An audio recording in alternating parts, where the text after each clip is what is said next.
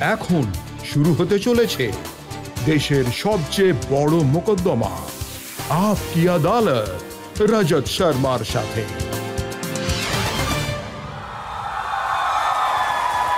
নমস্কার, আপকি আদালতে আপনাদের স্বাগত।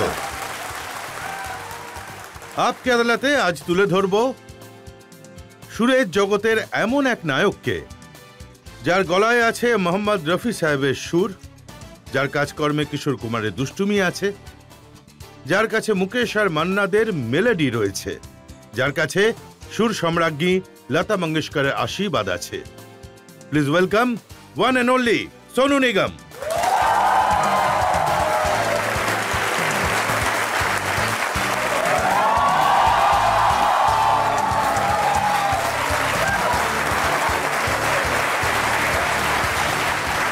Thank you. আর এই করতালি চলতে থাকুক, কারণ আজকের বিচারক ভোজপুরীর অনেক বড় সিঙ্গার মালিনী অবস্থি।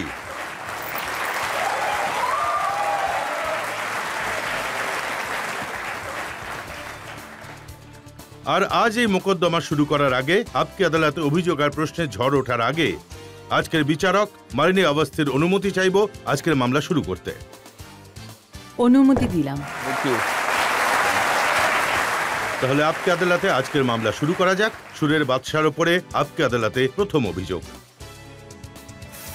আপকি আদালতে সোনু নিগমের উপরে অভিযোগ হলো যে ইনি খুবই কনফিউজড।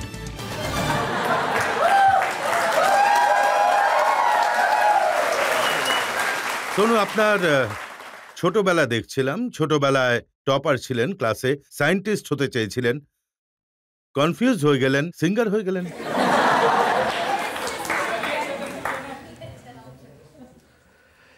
এতে কনফিউশনের কোনো ব্যাপার নেই স্যার, এটাকে প্রতিটা বিষয়ে দক্ষ হওয়া বলে।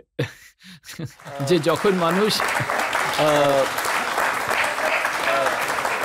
যে আপনি প্রথমে পড়াশোনাতে যখন আমি পড়াশোনা করতাম, তখন আমার ক্লাস ফেলো এখানে বসে আছে কৈলাস, ও জানে যে আমি পড়াশোনাতে কতটা ভালো ছিলাম আর আমি কতটা ওটাতে পড়াশোনার মধ্যে একদম ঢুকেছিলাম, পড়া। কিন্তু তার সঙ্গে সঙ্গে স্পোর্টসেও আমি ভালো ছিলাম, আর গান আমার বাবা আমার মায়ের জন্য আমি পেয়েছিলাম। তাই আমি গানের ক্ষেত্রেও খুব পরিশ্রম করতাম, রেওয়াজ করতাম। একটা বয়স এলো যখন আমার মনে হয়েছিল, oh my God, I want to be a scientist, আমি বিজ্ঞানী হতে চাই। আর আমি প্রত্যেকটা সায়েন্সকে এখনও পর্যন্ত আমি ডিসকভারি সায়েন্স দেখতে থাকি, বা আমি ইউটিউবে যখন দেখি আমি কিছু না কিছু নতুন জানার চেষ্টা করি। তাই আমার এখনও ক্রেজ সায়েন্সের ব্যাপারে, বিশেষ করে ফিজিক্সের ব্যাপারে শেষ হয়নি। কিন্তু গানের ব্যাপারটা ওটা একটুখানি একটা লেভেল বানিয়েছিলেন।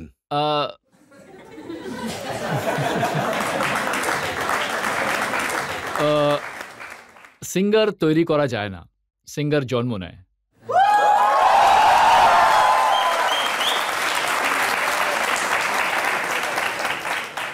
আমার জন্ম হয়েছিল গায়ক, আর তারপর 15 বছর বয়সে আমি দিল্লিতে অনেকগুলো কম্পিটিশন জিততে শুরু করি। আর তখন আমার বাবা আগম কুমার নিগম বাবু, আমার মা শোভা নিগম, ওনারা ডিসাইড করলো আমরা যে কোনোভাবে এবার মুম্বাই যাব, কারণ আমার গানের যে ব্যাপারটা ছিল সেটা নেক্সট লেভেলে যাওয়াটা দরকার ছিল। তাই 18 বছর বয়সে যখন আমি 12th স্ট্যান্ডার্ড পাস করলাম, আমি মুম্বাই চলে গেলাম। আর আমি তখন চেষ্টা করেছিলাম করসপন্ডেন্সে পড়াশোনা করার, কিন্তু যখন আমার এক্সামস এলো তখন আমার প্রথম গান হিট হলো। আচ্ছা সিলা দিয়া তूने मेरे प्यार का यार नहीं फाड़ दिया अच्छा यार का। আপনার বাবা এখানে বসে আছেন, হ্যাঁ, আমি ওনাকে জিজ্ঞাসা করতে চাই,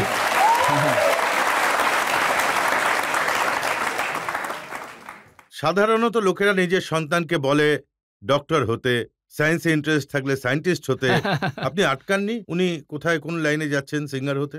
না, অ্যাকচুয়ালি আমি নিজে একজন সিঙ্গার, তাই আমি জানি যে কোন সিঙ্গারের কতটা বিশেষত্ব আছে আর সে কতদূর যেতে পারে। তাই ওটা আমি জেনে গেছিলাম যে ও হলো এক্সট্রা অর্ডিনারি সিঙ্গার, আর ওর এটাতেই যাওয়া উচিত, আর এই যে ক্ষেত্রে সবচেয়ে বেশি এবিলিটি আছে। তাই আমাকে চিনেছেন আপনি, একদম। আচ্ছা, কিন্তু সিঙ্গার হওয়ার আগে অ্যাক্টিং? হ্যাঁ, ছোটবেলায় আমি কিছু সিনেমাতে কাজ করেছিলাম অ্যাজ অ্যান অ্যাক্টর। না, তারও অনেক আগে চাইল্ড আর্টিস্ট আগে। হ্যাঁ, উস্তাদ সে, প্যারা দুশ্মন, তকদীর, কৃষ্ণ কৃষ্ণা, বেতাবে, সানি দেওয়ালে ছোটবেলা করেছি, হ্যাঁ। বেতাবে। সো আমি অনেকগুলো সিনেমাতে অ্যাজ আ চাইল্ড আর্টিস্ট কাজ করেছিলাম। কি হয়েছিল, মুম্বাই এসেছিলাম, আর ছোটবেলায় কিছুটা সময় আমরা মুম্বাইতে ছিলাম, আমি, মা, বাবা আর ছোট বোন। আর সব থেকে ছোট বোন এখানে জন্মেছিল মুম্বাইতে। তাই ওই সময় ছিলাম, তাই অ্যাক্টিং করেছিলাম। ওই সময় যখন চাইল্ড আর্টিস্ট হিসেবে ছিলাম, তারপর ছেড়ে দিয়েছিলাম, তারপর দিল্লি এসেছিলাম, পড়াশোনা করলাম প্রপারলি, আর গানে মনোযোগ দিলাম। তারপর আমরা 91-এ সবাই মুম্বাই এলাম। যখন মুম্বাই গেলেন তখন অনেক সংগ্রাম করতে হয়েছে। হ্যাঁ, অনেক বেশি, অনেক বেশি। আর হয়টা কি, যে প্রত্যেকটা মানুষের মাপদণ্ডটা আলাদা হয় সংগ্রাম করার। কিছু মানুষকে খাবারের জন্য স্ট্রাগল করতে হয়, আর সেটা করতেও প্রচণ্ড কষ্ট হয়। আমার বাবা খাবারের জন্য স্ট্রাগল করেছেন, উনি অনেক সংগ্রাম করেছেন আমার বাবা। আমি খাবারের জন্য স্ট্রাগল করিনি, কিন্তু আমি ইমোশনাল স্ট্রাগল করেছি। যখন কেউ আপনাকে ইনসাল্ট করে, যখন কেউ, আপনি পড়াশোনাতে এত ভালো ছিলেন, স্কুলের টিচাররা আপনাকে ভালোবাসে, আর এখানে এসে এই কি করছিস রে, কে করেছে, কেন করছিস এটা? বাইরের সব ওয়াচম্যানরাও অনেকটা এরকম করতে।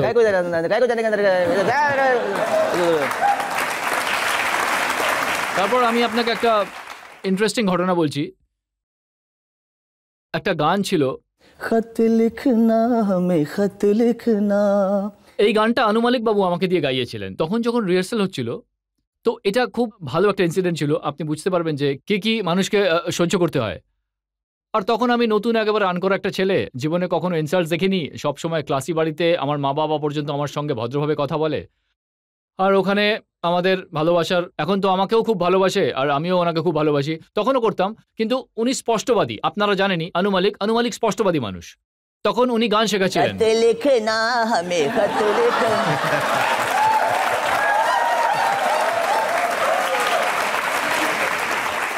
তো ওটার বিট হচ্ছে 68 धक धक धक এরকম। তখন আমি ভাবলাম যে ওটাতে রিদম বাজছে না, আর टक टक टक। তখন আমি গাইলাম, खत लिखना हमें खत लिख 1 2 3 4 1।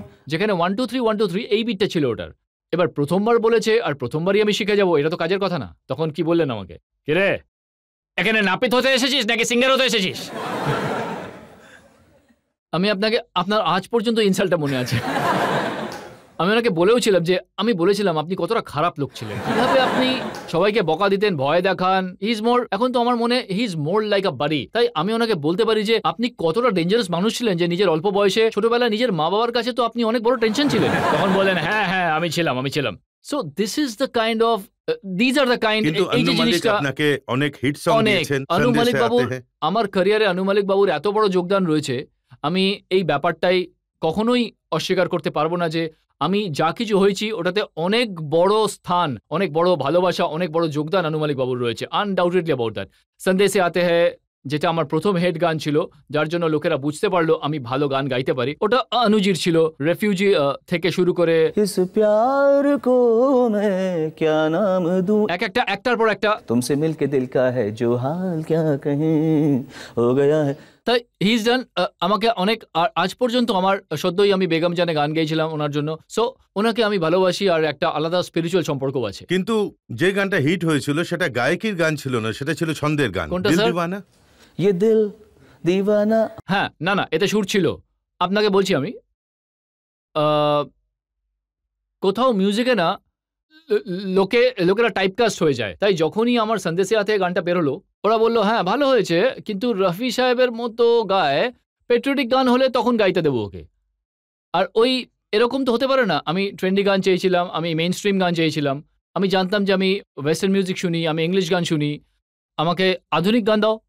তাই এটা যে এই গানটা যে বেরিয়েছিল, এই যে দিল দিওয়ানা গানটা, এই গানটা আমাকে এমন একটা জায়গা করে দিয়েছে যে সুরেলা গানও গাইতে পারে, আর অ্যাটিটিউডওয়ালা গানও গাইতে পারে। ততদিন এরকম কোনো গান আসেইনি। আজ আপনি শোনেন একটু ওয়েস্টার্নাইজ সিঙ্গিং এর, this was the first song যে ওই রাস্তাটা করেছিল যে হ্যাঁ, ইন্ডিয়ান ফিল্ম মিউজিকে এরকম ওয়েস্টার্নাইজড কনসেপ্টের গান, অ্যাগ্রেসিভ গানও হতে পারে। সো ওই গানটা আমাকে খুব সাহায্য করেছিল, and I feel both the songs complemented each other. আর ওই যে গানটা আপনি গেয়েছেন, क्या है तेरा मोबाइल नंबर?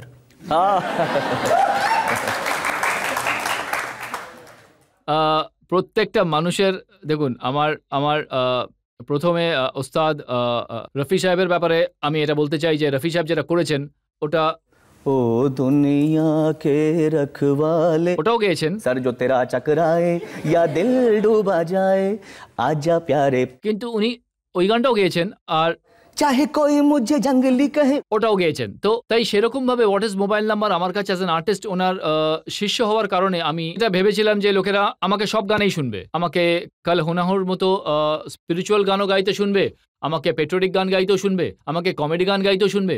আমি অনেকগুলো কমেডি গানও গেয়েছিলাম, ওগুলোতে যদিও এটা রোমান্টিক গান কিন্তু আসলে তো কমেডি গান। হোয়াট ইজ মোবাইল নাম্বার ওটা তো কমেডি, তাই এরকম আমি অনেক গানই গেয়েছি। আর এই গানগুলো আমাকে একটা প্রসার দিয়েছে। একটা দুটো এরকম গান গেয়েছি। উদাহরণ দিয়ে দিন, কোন কোনটা কমেডি গান?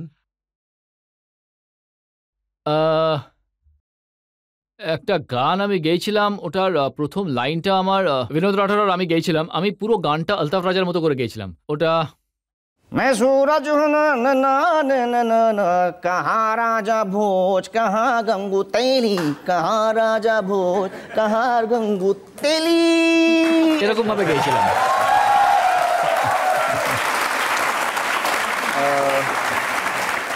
তারপর যেমন হোয়াট ইজ মোবাইল নাম্বার আছে, এটাকে যদি আমি চাইতাম তো What is mobile number, what is your style number करनी है। রোমান্টিক ভাবে গাইতাম, কিন্তু আমি জানতাম হিরো কে আছে, গোবিন্দা।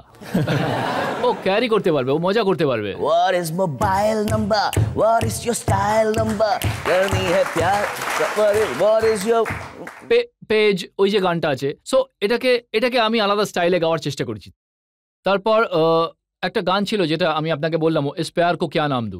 আমি সবসময় বলি যে লোকেরা এটা জানে না যে আমি এই গানটা অ্যাকচুয়ালি লাকি আলি থেকে ইনফ্লুয়েন্স হয়ে গেছি, বিকজ ওনার যে গান গাওয়ার স্টাইল আছে, আই অলওয়েজ লাইক লাকি আলি, ওই আওয়াজ একটা আলাদা আওয়াজ ছিল ওনার। তাই আমি ওই গানটা इस प्यार को मैं क्या नाम दूं, हो बेचैन दिल को कैसे आराम दूं, वो वो वो তাই আই স্টার্টেড লাইক হিম।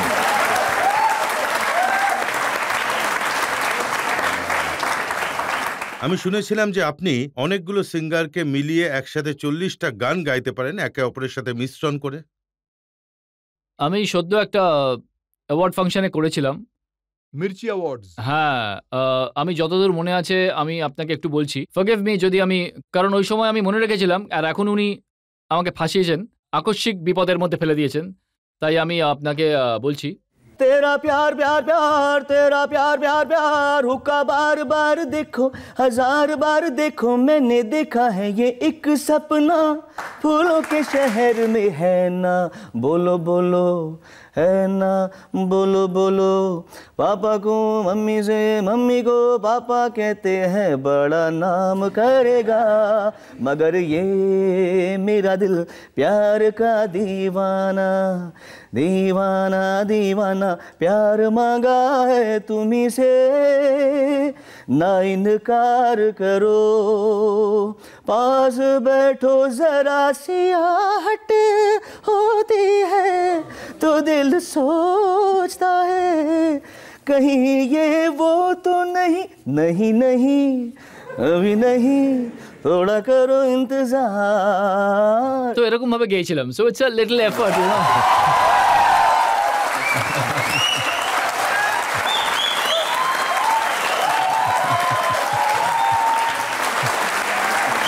দেখুন, একটা সময় ছিল যেখানে একটার পর একটা সিনেমাতে সোনু নিগমের গান থাকতো। হ্যাঁ। সেই সময় শাহরুখ খানের প্রতিটা গান আপনি গাইতেন। আমার কাছে একটা লম্বা তালিকা আছে। কাল হো না হো, কভি অলবিদা না কেহনা, একদম আলাদা রকমের গান গেয়েছেন আপনি। হ্যাঁ, আর প্রচুর মানুষ সেই সব গান ভালোবেসেছে। হ্যাঁ। স্টেপ বাই স্টেপ হয়েছিল সব। আমার জীবনে ওভারনাইট সাকসেস কোনোদিনই আসেনি। আচ্ছা সেলা দিয়া থেকে গল্প শুরু হয়েছিল। इश्क में हम तुम्हें क्या बताएं, এরা সবাই তখন বাচ্চা, বেশিরভাগ লোক জন্মায়নি তখনও। किस कदर चोट खाए हुए हैं। এটা হলো। তারপরে টেলিভিশনে আমি একটা শো করেছিলাম সারেগামা, যেটা খুবই ফেমাস হয়েছিল। তারপরে লোকেরা আমাকে চিনতে শুরু করেছিল যে আমি কি চিন্তা করি, আমি কিভাবে কথা বলি। আর তারপরে 97-এ সন্দেশে আতে হ্যায়, আমি ওটাকে আপনাকে একটু গেয়ে শোনাচ্ছি। संदेशे आते हैं हमें तड़पाते हैं, जो चिट्ठी आती है वो पूछे जाती है कि घर कब आओगे, कि घर कब आओगे, लिखो कब आओगे, कि तुम बिन ये घर सूना सूना है।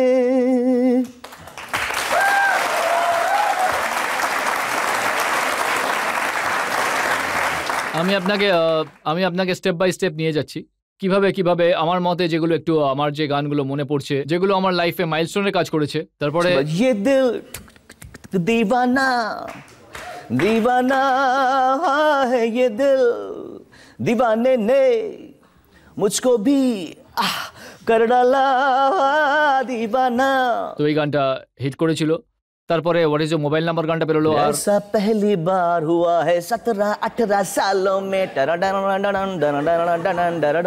এরকম হয়েছিল তারপরে सूरज हुआ मध्यम चांद जलने लगा आसमां ये हाय क्यों पिघलने लगा मैं ठहरा रहा ज़मीं चलने लगी धड़का ये दिल सांस थमने लगी हो क्या ये मेरा पहला पहला प्यार है सजना क्या ये मेरा पहला पहला प्यार है তারপর ওটা হলো তারপর ওই সিনেমাতেই ছিল कह दो ना you are my soul এটা একদম আলাদা জনরা সি কোথায় সুরজ হুয়া মধ্যম কোথায় এটা তারপর बोले चूड़ियां बोले कंगना ওটা হলো তারপর পরের সিনেমাতে কল হোনা হো হলো কল হোনা হো বিকেম এমন একটা কাল্ট এসেছিল আমি সবসময় বলি যে যখন আমি আমার শেষ নিঃশ্বাসের দোরগোড়ায় থাকবো আর তারপর যখন আলটিমেটলি নিউজ আসবে রজতবাবু বলবেন হয়তো বিখ্যাত গায়ক সোনু নিগম শেষ নিঃশ্বাস ত্যাগ করেছেন তখন ওই সময় এনার টিভিতে চলবে हर घड़ी बदल रही है रूप जिंदगी छाँव है कभी कभी है धूप जिंदगी हर पल यहाँ जी भर जियो जो है समा कल हो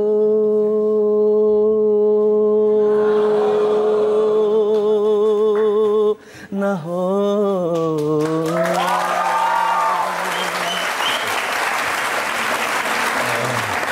তারপর কি হবে যদি আমি বেঁচে যাই তাহলে किसका है ये तुमको इंतजार में होना এই গানটা চলবে তাই আমার জন্য আনন্দে বাজবে আরে এত গান আমি তো ভুলেই গেছি तू ही तू सतरंगी रे तू ही तू मन रंगी रे one of my best songs so অনেক গান এসেছে আর তারপর পরে মুঝমে কাহি এলো যেটা অগ্নিপথের বেরোলো जीने के हैं 4 दिन ओ बाकी है बेकार दिन so I been really lucky যখন আপনি গানের মিউজিক চালাচ্ছিলেন তখন আমার কান্না পাচ্ছিল কারণ আমি ভাবি যে ভগবান অনেক অনেক অনেক কিছু দিয়েছেন আমাকে I am really happy God's been really kind to me ভগবান এত দিয়েছে লোকেরা এত ভালোবেসেছে হ্যাঁ। আপনাকে অ্যাজ এ সিঙ্গার খুব ভালোবেসেছে হ্যাঁ। কিন্তু আপনি হিরো হতে চলে গেলেন আরে আর সেই সিনেমার নামগুলো দেখুন লাভ ইন নেপাল হ্যাঁ তাই এই হঠাৎ করে হিরো হওয়ার ইচ্ছাটা কোথা থেকে জন্মালো ওটা এভাবে ঘটেছিল আমি হিরো হওয়ার অনেকটা আগে অনেকগুলো ভিডিও অ্যালবাম করেছিলাম আর ওগুলো দেখে হয়তো ডিরেক্টর প্রডিউসারের মনে হয়েছিল আমরা একে সিনেমায় নিতে পারি তো আমি কখনো নিজের জন্য সিনেমা বানাইনি আমার কাছে অফার এসেছিল সিনেমার জন্য আর আমি এটা সত্যি মনে করি যে ভাগ্যে যখন লেখা থাকে তখন সেটা আপনার সঙ্গে ঘটবেই আমি আজকে যতটুকু এগিয়েছি আমি নিজের গান দেখে শুনে কেন কাঁদছিলাম কারণ আমি শুধু হাত জোর করে বলেছিলাম থ্যাংক ইউ গড তুমি আমাকে এত সুযোগ দিয়েছো আমাকে তৈরি করেছো আমি এটা ভাবি না যে আরে দেখেছো সোনু নিগম কি অসাধারণ কাজ করেছে ঠিক সেভাবেই যখন আমি এটা বিশ্বাস করি যে যেটা হওয়ার সেটা কিন্তু ঘটবেই ভাগ্যে লেখা থাকে ভগবানের আশীর্বাদ থাকে লোকেদের প্রার্থনা থাকে আমার ডেস্টিনিতে ওই সময় সঠিক সিনেমায় কাজ করাটা লেখা ছিল না আমি আপনাকে খুব ভালো একটা উদাহরণ দিচ্ছি এরা হেসে ফেলবে কিন্তু আপনাকে সেটার পেছনে লজিকটা বলছি একটা সিনেমা এসেছিল জানি দুশমন এবার আপনি দেখুন ওটার পেছনে লজিকটা শুনুন আমার আমি কি জানি সিনেমাটা কিভাবে তৈরি হবে আমি নতুন তখন আমার ওপর কারোর ছত্রছায়া নেই অ্যাজ অ্যান অ্যাক্টর যে আমাকে পথ দেখাবে যে ভাই এটা করো না বা সিনেমা বানাও আমি কি ভাবলাম সানি দেওল অক্ষয় কুমার এরা নিশ্চয়ই পাগল না সুনীল শেট্টি ওটাতেও রয়েছেন আফতাবও রয়েছে অর্শদ ওয়ারসিও রয়েছে মনীষা কৈরালা আছে এত অভিনেতা আর আদিত্য পঞ্চলিও রয়েছে, এই 11 জন অভিনেতা তো নিশ্চয়ই পাগল নয়। এই সিনেমাটা কতটা খারাপ হতে পারে যে যেই অভিনেতারা হলো পোর খাওয়া অভিনেতা, যাদের আমরা সম্মান করি, অক্ষয়, সানি দেওল আর সুনীল শেট্টি আর আরশাদও এত ভালো কাজ করছে, আফতাবও আছে ওটাতে, ওরা এত ভুল সিদ্ধান্ত কি করে নিতে পারে? সো বাট আমার ভাগ্যে লেখা ছিল যে ওই সবকটা ভুল হওয়ার ছিল। ওই আপনার ফিল্মটা ভাগ্যের চক্করে সবাই ফেল হয়ে গেল। এটাও হতে পারে। না, ওটা কালেকটিভ ছিল। It was a collective bad luck for all of us. কোনো মানুষই খারাপ সিনেমা তৈরি করার চেষ্টা করে না। আমার মনে হয় রাজকুমার কোহলি খুব চেষ্টা করেছেন হয়তো, কিন্তু ওই সিনেমার কিছু হওয়ার ছিল না। আর ওটা basically one of the biggest dents of my career. তাই তারপরে আমি সিনেমায় কাজ করার চিন্তা ভাবনাই করিনি।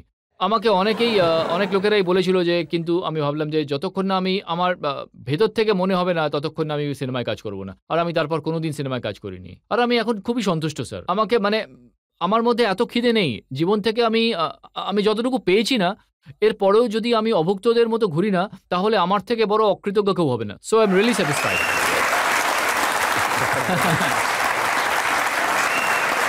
আপনি খুব ভালো উত্তর দিয়েছেন এখনো অবধি, কিন্তু আমি স্যাটিসফাইড হইনি। আমার কাছে আরো অভিযোগ আছে। ব্রেকের পর আপকি আদালতে সোনু নিগমের ওপর অভিযোগ আর প্রশ্নের সম্ভার নিয়ে ফিরছি। আজ আমি যা কিছু, তার পিছনে অনেক লোকেদের অবদান জড়িয়ে আছে, আরো অনেক লোকের শক্তি জড়িয়ে আছে। এই শক্তিগুলোকে সরিয়ে দিন, তাহলে আমি একজন 12 টাকার আর্টিস্ট মাত্র। আমি 12 টাকা পেয়েছিলাম 5 ঘন্টা গাওয়ার পরে, আমি 12 টাকা পেয়েছিলাম। Welcome back. আপকি আদালতে আমরা সোনু নিগমের জীবনের পথ চলার ব্যাপারে স্টেপ বাই স্টেপ কিভাবে উনি সফল হলেন সেটা শুনলাম। এখন আপকি আদালতে একটা এমন অভিযোগ যেটা শুনে হয়তো সোনুজি হতচকিত হয়ে যাবেন। আপকি আদালতে পরের অভিযোগ। আপকি আদালতে সোনু নিগমের ওপর অভিযোগ হলো যে ইনি হলেন বহুরূপী।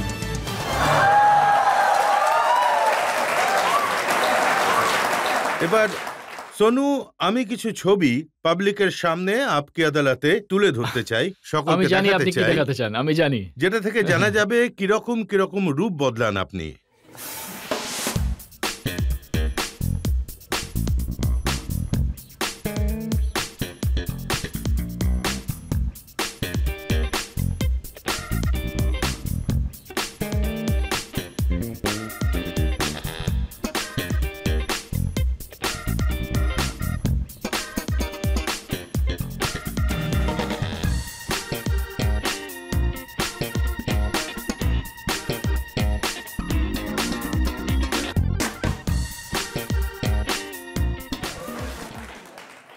লোকেরাও হতবাক হয়ে গেছে এতগুলো চেহারা দেখে। এই যে গেটআপগুলো, যেটা হয় গুলশান গ্রোভার বারবার গেটআপ বদলাতেন, বা হয়তো অমরিশ পুরী হয়তো এভাবে বদলাতেন বারবার।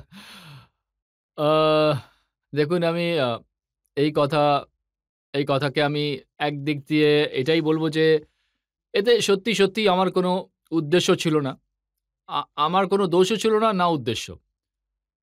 কিন্তু জানি না রজতজি, আই গো থ্রু ফেজেস। আমার কিছু একটা হয়, এটাকে আপনি যাই বলুন না কেন, আমার কখনো মনে হয় যে আমি শুধু চুলগুলো কেটে একদম ছোট করে দিই। এত ছোট তো আমি প্রথমবার করেছি, আমি এর আগে কখনো করিনি। কিন্তু আবার কখনো মনে হয় যে এটা বাড়তে থাকুক। I think it's got to do my mental and spiritual space. কখনো মনে হয় শুধু বাড়তে থাকুক। আর মা বাবা বলে যে কি করে যে ছেলেটা এত বড় বড় চুল রাখছে, কিন্তু আমার ভালো লাগতো চুল বড় করতে। আর হয়টা কি, আমার যে চুল সেটা এরকম কার্লি, তাই যখন আমি ছোট রাখি তখন স্ট্রেট লাগে, আর যখন সেটা বড় হয় তখন এরকম গোল হয়ে যায়। তাই কোকড়ানো তো বটেই, তবে এতটাও নয় যে যখন ছোট থাকে তখন কোকড়ানো থাকে। সো নিচে থেকেই হয়ে যায়, আমি আলাদা করে কিছু করি না। পারপাস থাকবে। যখন আপনি রাষ্ট্রপতির কাছ থেকে, স্যার আবুল কালাম আজাদ যখন প্রেসিডেন্ট ছিলেন, ওনার কাছ থেকে আপনি অ্যাওয়ার্ড নিতে গেছিলেন, আপনি ওনার স্টাইলে চুল কেটে দিয়েছিলেন। দেখুন এই ছবিটা, দেখুন আপনি।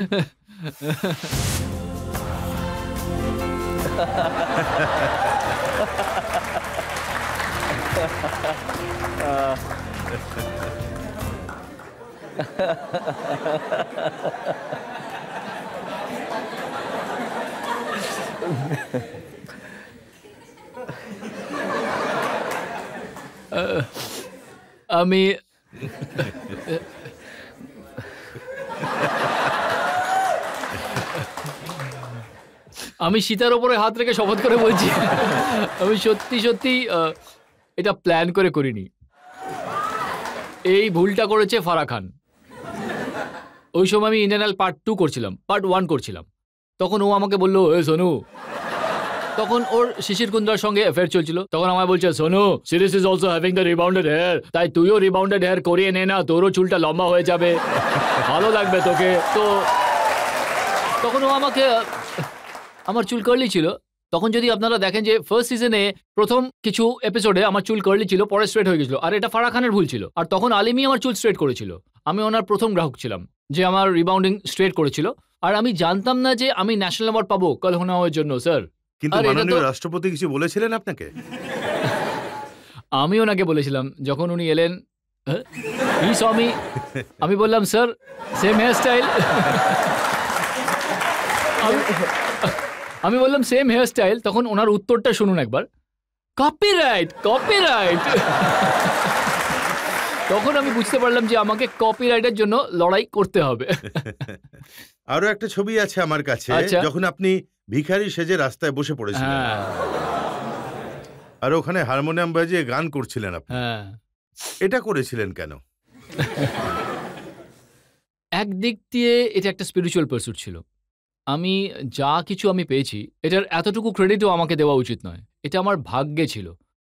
তাই যখন একটা লাস্ট ইয়ার এরকম সুযোগ এসেছিল যে আমি বললাম, ভাই এরকম কিছু একটা দেখা যাক, যদি আমি সেই গলা, আর শুধু ওই গলাটা রাস্তায় বসে আছে, কোনো রকম ওই ব্যাকিং ছাড়া, কোনো রকম মার্কেটিং ছাড়া, কোনো লাইটস ছাড়া, কোনো মাইক্রোফোন ছাড়া। আর ওই মানুষটার বয়সটা দেখাচ্ছি আমরা 70, 75, 80 বছর বয়সের একটা মানুষ বসে আছে যে গান গাইছে রাস্তায়। ওই এক্সপিরিয়েন্সটা কেমন হবে? সেম গলাটা কিন্তু একই, গলাটা কিন্তু আমি তৈরি করিনি, বয়স্ক করিনি, গলাটা সেম রেখেছি আমি, কিন্তু আমি নিজেকে একদম আনরেকগনাইজেবল করে দিয়েছিলাম। ওটা আই ওপেনিং ছিল। আর এই কথাটা বুঝতে পারি যে আমি যা কিছু হয়েছি সেটা আমাদের আশেপাশের পরিবেশের জন্য হয়েছে। যখন আমি স্টেজে যাই তখন আমার কাছে মাইক্রোফোন না থাকলে আপনি কিভাবে শুনবেন আমার গলাটাকে? আর আমার বড় বড় পোস্টার যদি টাঙানো না হয়, অ্যাডস না দেওয়া হয়, মার্কেটিং, সোনু নিগম আসছে আমেরিকাতে 16টা জায়গায় শো করার জন্য, তাহলে লোকেরা আমার শো দেখতে আসবে না। তাই আমি আর যা কিছু হয়েছি তার পেছনে অনেক লোকেদের অবদান জড়িয়ে রয়েছে, আরও অনেক লোকের শক্তি জড়িয়ে রয়েছে। ওই শক্তিগুলোকে সরিয়ে দিন, তাহলে আমি 12 টাকার আর্টিস্ট মাত্র। আমি 12 টাকা পেয়েছিলাম 5 ঘন্টা গাওয়ার জন্য, আমি 12 টাকা পেয়েছিলাম। কিশোর কুমারের ব্যাপারেও এরকম অনেক ধরনের গল্প আছে, উনি অনেক কিছুই করতেন শুনেছি। তাহলে এই দুষ্টুমি, এই গেট আপ, হ্যাঁ। এসব ওনার থেকে শিখেছেন আপনি? হয়তো শিখিনি এসব, কিন্তু হয়তো দ্য ফ্যাক্ট ইজ উনিও একজন লিও ছিলেন আর আমিও একজন লিও, দুজনেই লিও রাশির। উনি 4 আগস্ট আর আমি 30 জুলাই, তাই হয়তো ওরকমই। কিন্তু আমার এটা ওনার থেকে, উনি একজন আলাদা রকমের, ওনার মধ্যে একটা স্পিরিট ছিল, ওই স্পিরিটটা আমার মধ্যে নেই। উনি একদম দুর্মূল্য একজন মানুষ ছিলেন, অনেক কিছু করতে পারতেন, অনেক কিছু বলতে পারতেন, খুব মজা করতেন। মজা আমিও করি, আর প্রচুর মজা করি, কিন্তু আমার আর ওনার তুলনা করাটা উচিতই নয়। উনি আমার বাবার মতনই, আর মানে ওনার থেকে আমি অনেক কিছু শিখেছি জীবনে। আমি চাইবো না যে আমি কখনো রফি সাহেব বা কিশোর কুমারজি বা মুকেশজি বা তলত মাহমুদজি, হেমন্ত কুমারজি, মহেন্দ্র কাপুরজি, মান্না দে সাহেবের সঙ্গে আমার কম্পেয়ার করা হোক। আমি আমার মতো, ওনারা ওনাদের মতো। কিন্তু কিছু লোক বলে যে আপনি খুব রঙিন মনের মানুষ আর মেয়েদেরকে ইমপ্রেস করার জন্য এসব করেন। আমি সত্যিটা বলি আপনাকে, আজ তো বলেই ফেলুন। স্যার, কখনো প্রয়োজন পড়েনি।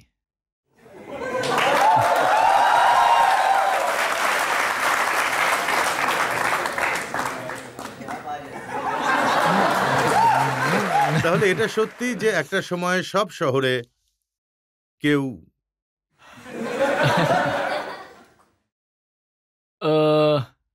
এবার দেখুন, এটা এরকম কিছু নয়। সদ্য যৌবনে পা রেখেছিলাম, তখন অবভিয়াসলি বন্ধুর সংখ্যা তো বাড়বেই। আর কেউ আপনাকে পছন্দ করবে, কেউ আপনাকে একটু বেশি পছন্দ করবে, কাউকে আপনি পছন্দ করবেন। তাই এরকমভাবে ওই সময় অনেক বেশি লোকেরা চিনতো, জানতো। আর মানে এটা নয় যে আমি কোনো দুষ্টুমি মানে করে বেড়াতাম, আমি এরকমটা ছিলাম না। আমি সবসময় খুব ভদ্রভাবে থেকেছি। আর আমার ফ্যামিলির কালচারও একটু এরকম যে এরকম ভাবে বিচার করাটা ঠিক নয়। আমার পুরো ফ্যামিলি এরকম, ওরা এরকম, মানে এরকম নয়, এরকম ছিলাম না আমি, দুষ্টুমি করে বেড়াতাম না। হ্যাঁ, মানে আমার চেনা পরিচিত অনেক লোকেরা ছিল। ঠিক আছে, আমি এখানেই থামিয়ে দিচ্ছি ওটা, এবার ছাড়ুন এসব Thank you. কথা। কিন্তু ধরুন যদি মনে আছে তো, বাত নিকলেগি তো দূর তলক যায়গি। কিন্তু আপনার যে রূপটা আছে তার মধ্যে একটা রূপ আমি এটাও জানতে পেরেছি যে যখন ফ্লাইটে থাকেন আর সিনেমা দেখেন তখন কাঁদেনও। সেদিনই তো কেঁদেছি, বাপরে! আপনার রিসার্চ তো মানে ও মাই গড! রিসেন্টলি একটা সিনেমা দেখছিলাম, লায়ন। আমি দুবাই যাচ্ছিলাম, একটা ফাউন্ডেশন আছে, তার জন্য আমি গিয়েছিলাম। আর আমি ওই সিনেমাটা দেখলাম, লায়ন, আর আমি ফুঁপিয়ে ফুঁপিয়ে কাঁদছিলাম। আমার ফ্লাইটে খুব কান্না পায়, জানি না কেন। আমি যে সিনেমা দেখি না কেন আমি কাঁদতেই থাকি, আমি প্রচণ্ড কান্নাকাটি করি, মানে নাক দিয়ে জল পড়ে, তারপর আমি পরিষ্কার করতে থাকি। আমি ভিতর থেকে একটুখানি আছি, হৃদয় আমার তাড়াতাড়ি বুঝে যায় কি বলতে চাইছে সামনে থাকা মানুষটা। আর আমি কাঁদি ফ্লাইটে স্যার, আমার কান্না বেশি পায় ফ্লাইটে। শুনেছি আরো একটা রূপ আপনার আছে যে আপনি এমনিতে সাহসী প্রকৃতির মানুষ, সকলের সাথে লড়াই করেন। হ্যাঁ, মানেটা হলো আমি ভয় পাই না কাউকে। কিন্তু আসলাকে ভয় পান।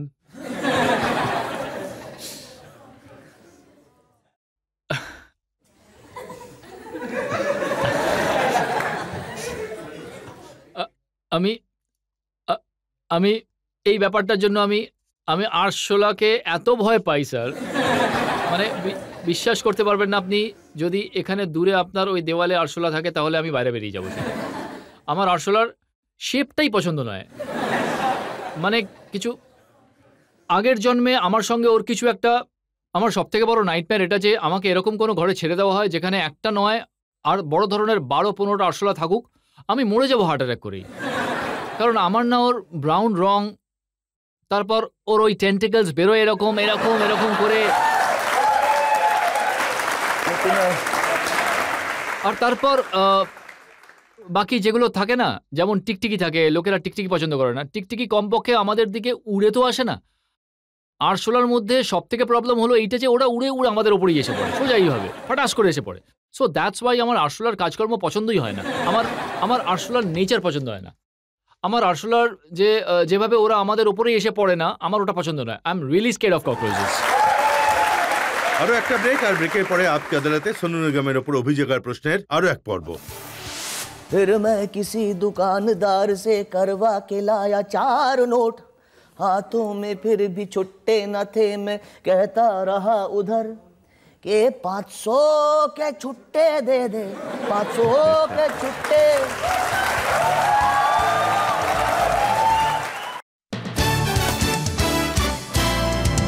Welcome back. আপকি আদালতে আজ আমাদের অতিথি হলেন বিখ্যাত গায়ক সোনু নিগম। আপকি আদালতে পরের অভিযোগ।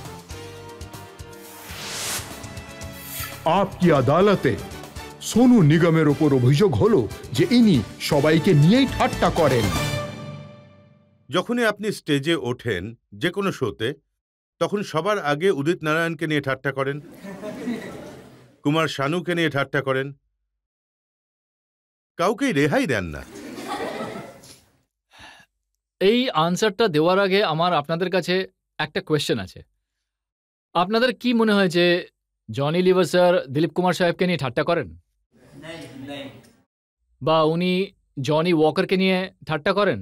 বা উনি মনোজ কুমারজিকে নিয়ে ঠাট্টা করেন? আমার মনে হয় ইম্পারসোনেশন, মিমিক্রি একটা শিল্প। আর আপনার মধ্যে কিছু থাকবে তো তবেই আপনাকে নকল করা যেতে পারে। প্রত্যেকটা মানুষের নকল করা পসিবল নয়। কিছু লোকজনের ধরন এত অন্যরকমের হয়, এত আলাদা হয় যে ওদের স্টাইলকে ধরা খুবই সহজ হয়। তাই আপনি উদিতজির কথা বললেন, উদিতজি, শানুদা, এনাদের তো সামনেই আমি এদের নকল করি, আর এটা ওনারা জমিয়েও এনজয় করেন, কারণ এনারা জানেন যে এটার পিছনে আমার কোনো খারাপ উদ্দেশ্য নেই। কি আছে ওনাদের কাছে যদি এনজয় না করেন? না, এরকম নয় ব্যাপারটা। আচ্ছা দেখুন, আমার মনে আছে ওনারা আমাকে অবশ্যই বলতে পারেন। দেশে 500 আর 1000 টাকার নোট বন্ধ হলো, তখন আপনি বলেছিলেন গান গেয়ে যে কার কার নোট, মানে কার কার কত লোকসান হলো, কে 2000-এর নোট খুঁজছিল। আপনিও ওটা দেখে নিয়েছেন? আচ্ছা, ওই যেটা ভাইরাল হয়ে গিয়েছিল, এটা জনগণ একটু দেখুক।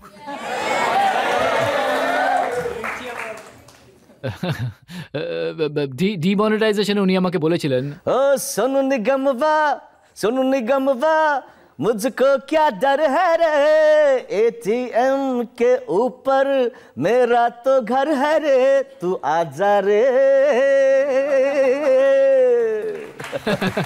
তাই এটা ওনার বানিয়েছিলাম আর আমি। তারপর কুমার শানু, हो आहा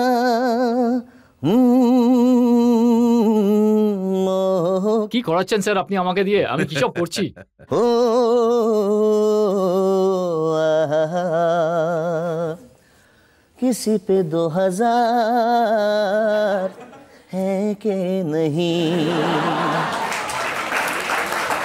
बताओ मेरे यार है के नहीं जिसने दिखाया मुझको हाथों से छुआया मुझको उसको खिलाऊंगा मैं मिष्टी दही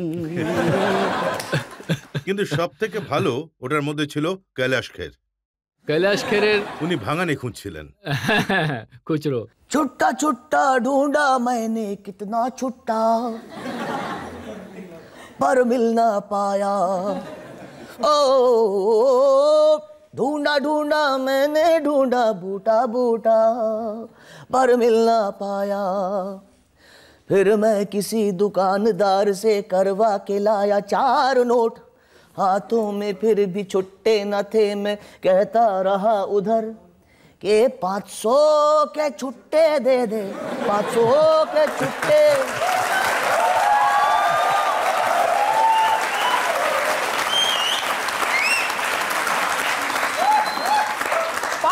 के छुट्टे दे दे कम भी हो तो चल जाए এইসব স্যার। যেমন 2015 এ রাধে মাকে নিয়ে একটা কন্ট্রোভার্সি হয়েছিল, আর এখন এই আজানের ওপরে হয়েছে। তো আপনার কি কখনো পলিটিক্সে আসার ইচ্ছে আছে? ধরুন কখনো যদি সুযোগ পান তাহলে কি আপনি আসবেন? ভালো করেছেন আপনি এই প্রশ্নটা আমাকে জিজ্ঞেস করে। রাধেমা কন্ট্রোভার্সির এই ব্যাপারটাও ক্লিয়ার হয়ে যাওয়াই ভালো, কারণ ওই সময় হিন্দুরা আমার পেছনে পড়েছিল। এই জন্য পিছিয়ে পড়ে গিয়েছিলেন কারণ আপনি রাধে মায়ের সাপোর্টে বক্তব্য রেখেছিলেন। আপনি শুনুন আমার আপনি কথাটা। বলেছিলেন উনি দেবীর অবতার। না না, একদমই না, একদমই না। প্রথম কথা তো হলো এই যে প্রথম কথাটা শুনে নিন, রাধে মায়ের সঙ্গে আমি কখনো দেখা করিনি, না আমার সঙ্গে কখনো ওনার কথাও হয়েছে, না আমি ওনাকে ফলোও করি। প্রথম কথা এটা। দ্বিতীয় কথা হলো যে কোনো মহিলার ব্যাপারে যদি কেউ টিভিতে এসে আমি শুনছি গালাগালি দিচ্ছে, কি সব বলে যাচ্ছে ওনাকে, সে আমার বোনও হতে পারে, সেটা আপনিও হতে পারেন, যে কেউ। সভ্য সমাজে কাউকে এটা বলা যে এটা তো আমি রিপিট করব না, কিন্তু অনেক খারাপ খারাপ কথা বলা হয়েছিল ওনার সম্পর্কে। অ্যাজ আ ম্যান, একজন পুরুষ হিসেবে, একজন মানুষ হিসেবে আমার এটা দায়িত্ব যে আমি কিন্তু প্রত্যেকটা সেই সব জিনিসের জন্য প্রতিবাদ করব যেখানে একজন মহিলাকে কিন্তু তিরস্কার শোনো, করা আমি হচ্ছে। আপনাকে একটা সেটা কথা যদি- বলি রাধে মায়ের ব্যাপারে। আমি যতটুকু জানি, হ্যাঁ, আপনার সাথে ওনার দেখা হয়নি, ভালো হয়েছে, কারণ উনি সকলকেই কোলে তুলে নেন।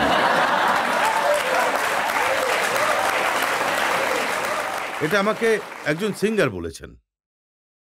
দেখুন এটা ওনার ধরন ধারণ, কোনো কিছু করার আমি ওটাতে কমেন্ট করতে চাই না, আমার অধিকার নেই, না আমার কোনো আমি আমার বলা উচিত না ওনার সম্পর্কে। আমার বক্তব্য এটাই যে কোনো মহিলাকে তিরস্কার করা হচ্ছে, তুমি এরকম জামাকাপড় পরে আছো, ওরকম জামাকাপড় পরে আছো। জামাকাপড়ের জন্য একটা মেয়েকে তিরস্কার করবেন আপনি? কোন পৃথিবীতে বাস করছেন আপনি? যদি কেউ জামাকাপড়ের জন্য স্পিরিচুয়াল কি বলে ওটাকে প্রুভ হয়ে যায়, বা এরকম হয়ে যায় যে এই মেয়েটা বেশি জামাকাপড় পরে আছে তাহলে ও হলো দেবী, আর এ কম জামাকাপড় পরে আছে বলে ও দেবী নয়, এটা তো খুব ভুল ধারণা। আপনি এইভাবে পৃথিবীকে জাজ করতে পারেন না। আমার শুধু এটাই বলার ছিল। আর ওখানে আমি খুব প্রাউডলি বলেছিলাম যে আমাদের দেশে আমরা এই রকম কালচার থেকে এসেছি যেখানে আমাদের দেবদেবীদের যে আমরা পুজো করি, ওখানেও আমরা এত ওপেন মাইন্ডেড। এটা তো প্রশংসা করছি আমি আমার দেশের, আমার কালচারের। এখানে আমি আমার কালচারকে ছোট করে দেখাচ্ছি তো, কিন্তু লোকেরা বোঝে না। মানে এত স্ট্রং ফোর্সেস আছে যে এই ব্যাপারটাকে পজিটিভ ভাবে নেওয়ার বদলে যে হ্যাঁ ভাই কথাটা তো ঠিকই বলেছে, আমরা তো এত উচ্চ, আমরা কেন এত ছোট মনের হতে চাই যখন আমরা এত বড় প্রসারিত কালচারের মধ্যে রয়েছি। আমার বলার মানেটা শুধু এটাই ছিল, বাকিটা যখন লোকেরা এসব বোঝে না তাহলে কেন এসবের মধ্যে ঢুকতে যান? না ছেড়ে না, দিন। আমার যদি এরকম হতো তাহলে স্যার মহাত্মা গান্ধী হতেন না, বা বুদ্ধ হতেন না, মহাবীর হতেন না। আমার মনে হয় প্রত্যেকটা মানুষকে নিজের তরফ থেকে বেস্টটা দেওয়া উচিত। আমি এটা বলছি না যে আমি ওখানে পৌঁছতে চাই, ওটা হতে চাই, কিন্তু আমার পুরো অধিকার আছে, আমার দায়িত্বও আছে যে জিনিসটাকে আমি ভুল দেখতে পাচ্ছি, যেভাবে আমি নিজেকে নিজে ঠিক করি সেইভাবেই নিজের সমাজের বাইরেও ওগুলোর দিকে নজর রাখবো। আমি লড়াই করি না, আমি কোনো আক্রমণাত্মক মানুষ, এগ্রেসিভ নই যে এটা করে দিয়েছি ওটা করে দেবো, আমি ফতোয়া জারি করবো, আমি এরকম নই। আমি একটা কথা বক্তব্য হিসেবে রাখি। ওই কথাটাকে আপনার মধ্যে বুদ্ধি থাকলে তাহলে আপনি আমার সেই বক্তব্যটাকে বুঝবেন আর ওটাকে ভালোভাবে এগিয়ে নিয়ে যাবেন। যদি আপনার মধ্যে বুদ্ধি না থাকে আর আপনার মনটাকে সংকুচিত করতে চান, আপনার মনটাকে ছোট করতে চান, তাহলে তো আপনি নিজের অপরাধী নিজেই। অপরাধী কিন্তু আমি নই।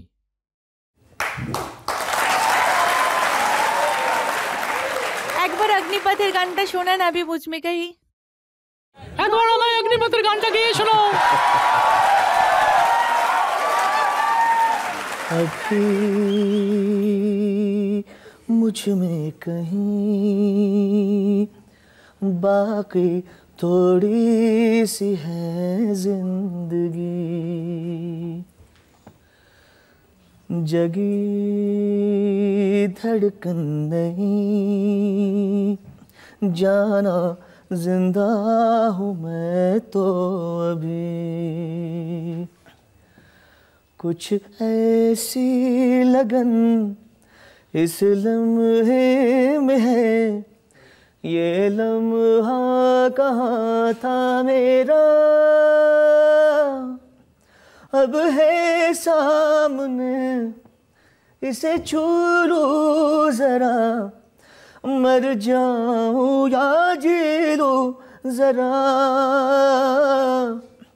खुशियाँ चूम लूं या रो लूं जरा, मर जाऊं या जी लूं जरा।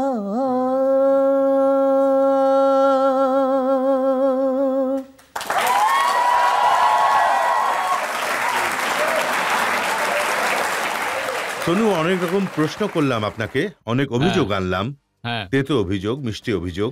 আমরা একটা ব্রেক নিয়ে নেবো, আর ব্রেকের পর শুনবো আপকে আদালতে আজকের বিচারক প্রখ্যাত সিঙ্গার মালিনী অবস্থির সিদ্ধান্ত আজকের মামলার।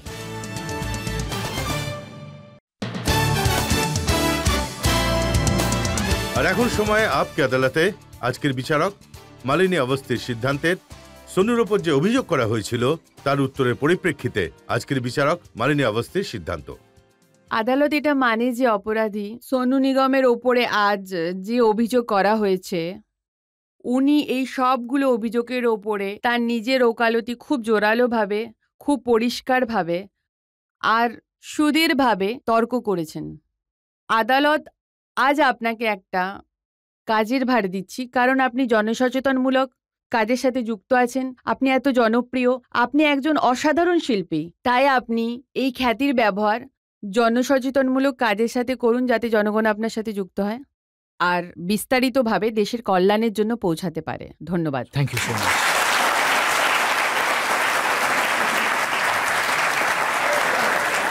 আমার বিশ্বাস আছে যে সোনু নিগম এরকম সাহসীভাবেই নিজের কথা জনগণের সামনে বলতে থাকবেন, বিভিন্ন বিষয় তুলে ধরবেন আর নিজের সুর দিয়ে, নিজের গান দিয়ে দেশের জনগণের হৃদয় জিততে থাকবেন। আজকের মামলা এখানে শেষ করছি, পরের সপ্তাহে আবার দেখা হবে নতুন ব্যক্তিত্বের সাথে। ততক্ষণের জন্য নমস্কার।